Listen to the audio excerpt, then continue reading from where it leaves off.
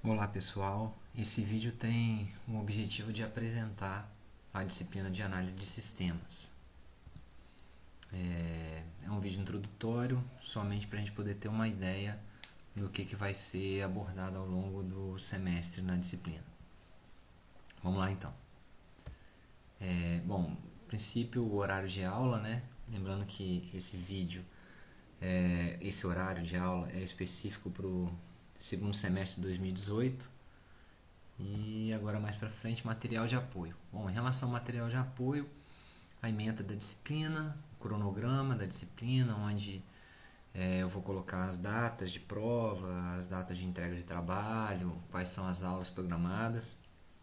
Tem uma apostila elaborada também, vai ser disponibilizada na sala virtual.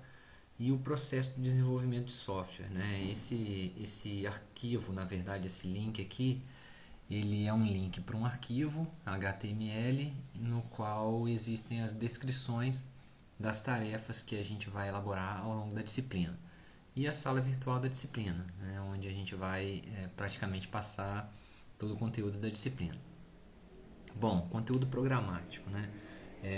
Os capítulos, né, que nós vamos trabalhar ao longo da disciplina. Primeiro é um capítulo bem teórico, é uma visão geral, principalmente focada na parte de programação orientada a objetos. Então, o foco principal desse capítulo 1 é o item 1.3.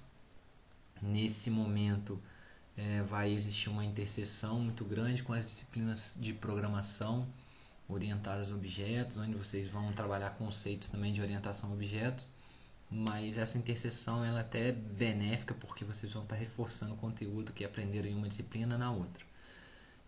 No segundo capítulo a gente vai trabalhar a ideia de processo de desenvolvimento de software, como que são as atividades, quais são os principais componentes humanos envolvidos com a elaboração de softwares, modelos de ciclo de vida. Isso a gente vai estar trabalhando no capítulo 2. Capítulo 3, 4 e 5 já são capítulos mais práticos, e aí nós vamos estudar quais são as atividades principais da fase de concepção. Então, isso aqui são fases. O que seriam fases, né?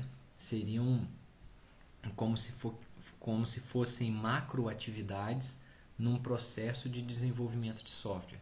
Então, a fase de concepção é quando você entende o problema que um determinado cliente ele está te contratando para poder solucionar e elabora o contrato com o cliente e outros documentos importantes. Na modelagem de casos de uso, a gente vai trabalhar as principais funcionalidades, como que são documentadas as funcionalidades consideradas principais ou mais complexas no sistema.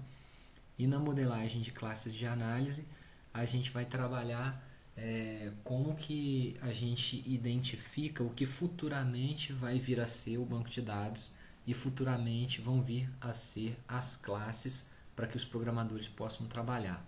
Então são essas duas modelagens aqui, e essas modelagens elas vão utilizar uma linguagem de modelagem unificada que é o ML, né? Uma linguagem que você pode utilizar, por exemplo, no Brasil, e ela vai ser entendida em qualquer outro país do mundo porque é uma linguagem universal.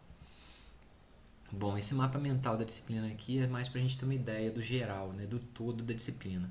Então, a disciplina de análise de sistemas, ela é basicamente dividida numa seção, né, da visão geral, que seria mais a parte teórica. Então, encapsulamento, polimorfismo, generalização, composição são conceitos que têm a ver com o paradigma de orientação a objetos. E a gente vai trabalhar esses conceitos na primeira etapa da disciplina. Depois dessa parte teórica ter sido terminada, a gente vai para o processo de software, né, que é como as atividades para a elaboração de um software elas são conduzidas. Porque até então a gente está focado naquela ideia, né, nas disciplinas de programação que vocês tiveram até agora.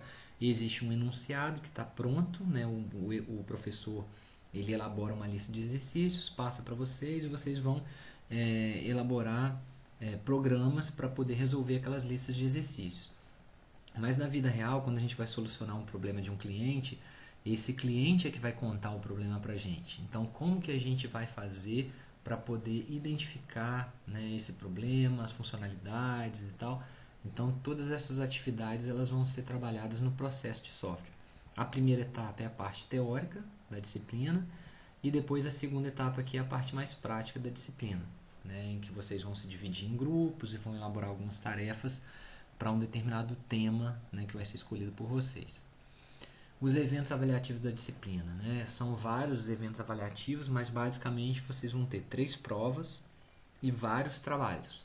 Esses trabalhos, na sua grande maioria, são trabalhos realizados em grupo e são trabalhos para um determinado tema. Então, imagina que tem um grupo de 4 alunos que escolheu o tema de uma imobiliária. Então, vocês vão fazer todas essas atividades que estão identificadas aqui como trabalhos aqui relacionados ao tema da imobiliária. No final, isso vai somar os 100 pontos, né, que é o total da disciplina. As referências bibliográficas são essas daqui, inclusive muitos desses livros aqui vocês podem encontrar na biblioteca aqui do Campus Cachoeiro. Mas o que a gente vai trabalhar mais, né, na parte teórica da disciplina é esse livro de Princípios de Análise de Projeto de Sistemas, que é um livro do Eduardo Bezerra.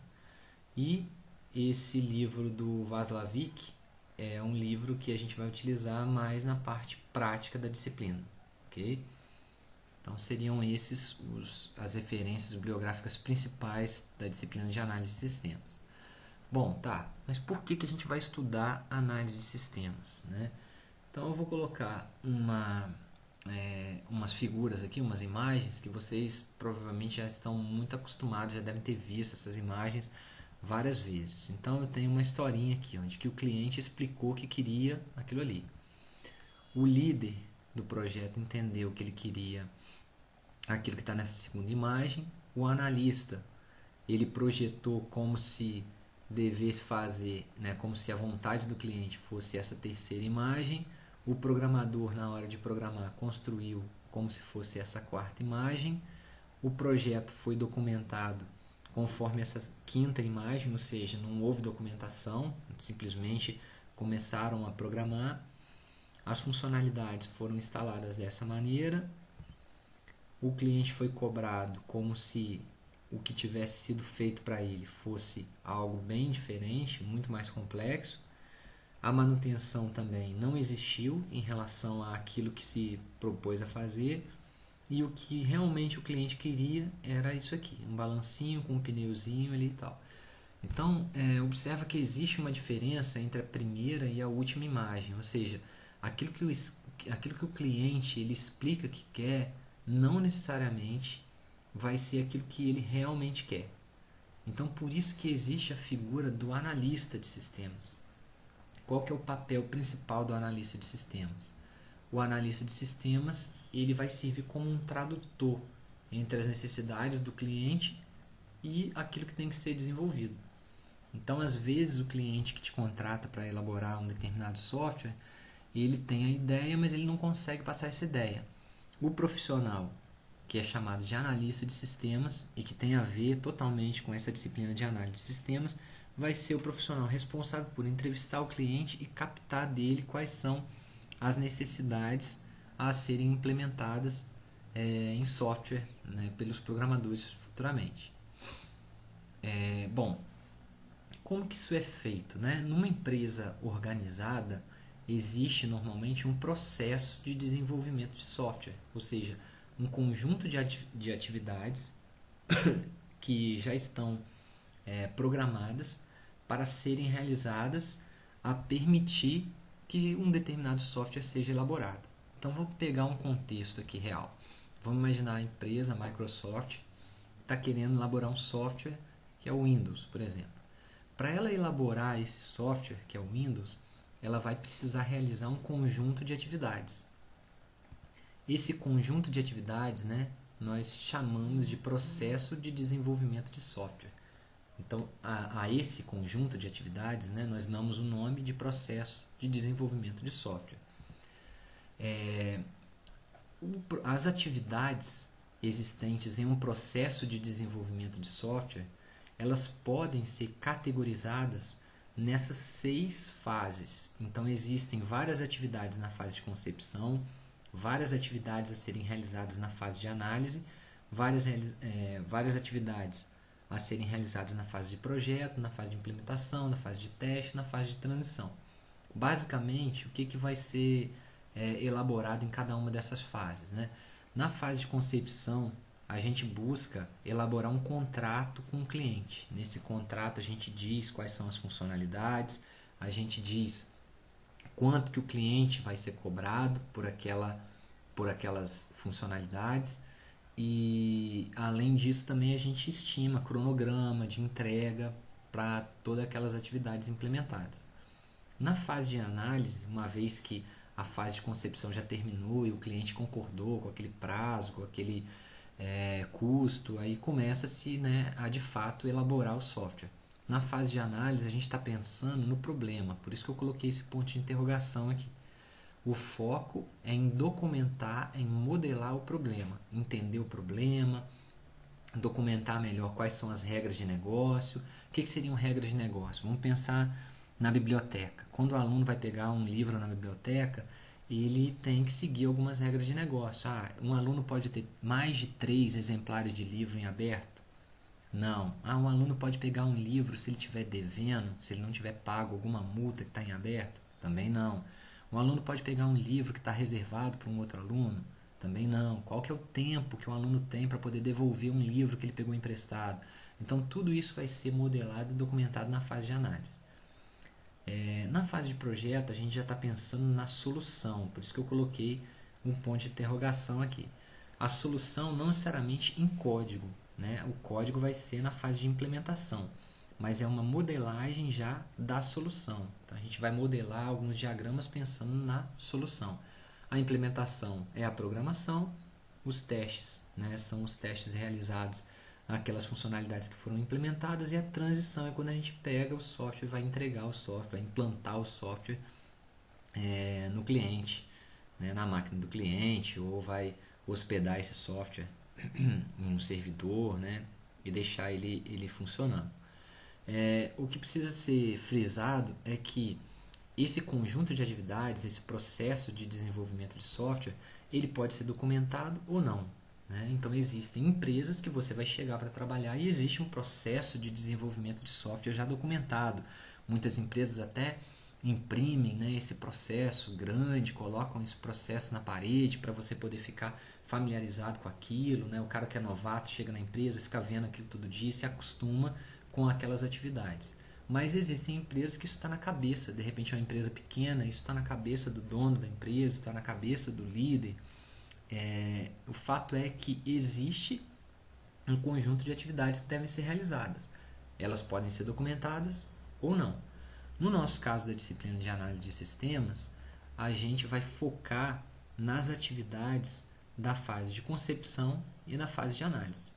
Vocês vão ter, né, no curso de Sistemas de Informação aqui do IFES do Campus Cachoeiro, vocês vão ter outras disciplinas mais para frente. Vocês vão ter uma disciplina chamada Projeto de Sistemas, aí lá vocês vão abordar as atividades realizadas na fase de projeto. No nosso caso aqui, a gente vai trabalhar a fase de concepção e a fase de análise, né, no contexto dessa disciplina de análise de sistemas. E a gente, como eu disse anteriormente, né, vou voltar aqui rapidinho, o processo, esse conjunto de atividades aqui, ele pode estar ou não documentado numa empresa, quando você chega lá para poder trabalhar. O que a gente vai fazer aqui na disciplina de análise de sistemas? Eu documentei um processo de desenvolvimento de software para a gente poder seguir na disciplina. Então, como que eu documentei esse processo? Eu me baseei no RUP, no Rational Unified Process, que é um processo unificado da Rational, e esse processo foi elaborado inicialmente pela IBM. Então, é uma coisa que já é consolidada no mercado, não é nada da minha cabeça. A única coisa que eu fiz foi verificar no RUP quais seriam as principais atividades que eu considerei as mais importantes, e aí eu coloquei essas atividades no processo de desenvolvimento de software, que eu chamei de IFES-AS, né, que é o processo de desenvolvimento de software do IFES na disciplina de análise de sistemas. Esse processo, ele é um arquivo HTML, eu vou mostrar só um print dele aqui, e aí ele está dividido nas fases, né?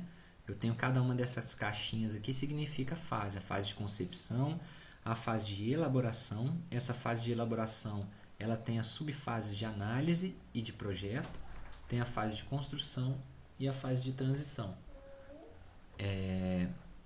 Aí, dentro de cada uma dessas fases aqui, eu tenho atividades, né? Na fase de concepção, na fase de análise, na fase de projeto, construção. No caso da nossa disciplina, o nosso foco vai se dar nessas duas fases, na fase de concepção e na fase de elaboração. Ok? Bom, só para a gente ter uma ideia, né? Então, quantas atividades a gente vai fazer na disciplina? 1, 2, 3, 4, 5. São essas 5 atividades aqui que nós vamos elaborar ao longo da disciplina, com os alunos divididos em grupos, né? E para cada grupo em um determinado tema, né? Focado em um determinado tema.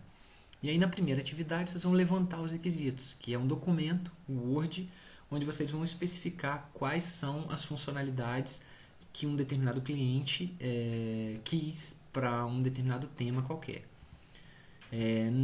Na atividade 2 de organização de requisitos, vocês utilizando o Excel, vocês vão simplesmente organizar os requisitos em processos de negócio, que são os requisitos mais complexos, manutenção de cadastro, que são os requisitos de cadastro mesmo, os CRUDs, né, que a gente costuma dizer, e os requisitos de relatórios ou listagens, né? Então a gente vai organizar isso, e essa iteração aqui é algo que eu vou explicar um pouco mais para frente. Acho que agora não é o momento.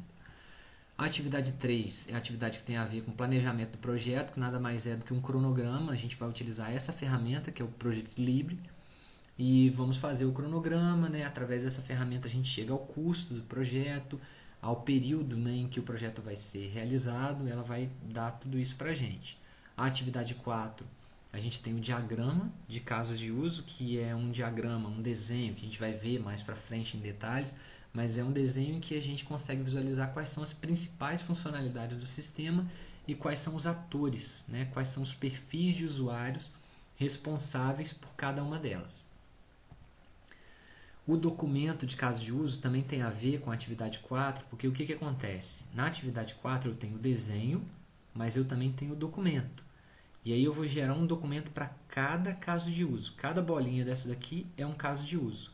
E aí, por exemplo, emprestar fita vai virar um documento de caso de uso. E aí a gente vai fazer uma descrição que relata todo o passo a passo de como vai ser desenvolvido aquele caso de uso, aquela funcionalidade complexa.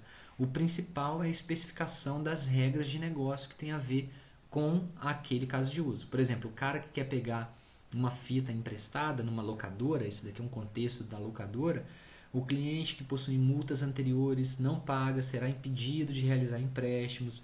No fim de semana, quem leva mais de 3 fitas tem uma locação gratuita. Então, tudo isso vai ficar documentado através dessas entrevistas que o analista vai fazer com o cliente.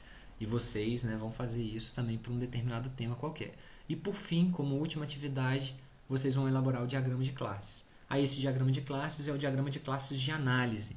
Então, a princípio, a gente não vai ver alguns símbolos aqui, navegabilidade, nomeação de extremidade, algumas coisas que vocês vão ver na disciplina de projetos de sistema. Então esse é um diagrama de classes mais simples um pouco, porque é o diagrama de classes de análise. Existe também o diagrama de classes de projeto. Ok? Então isso é só uma visão geral do que a gente vai abordar ao longo da execução da disciplina de análise de sistemas. Abraço!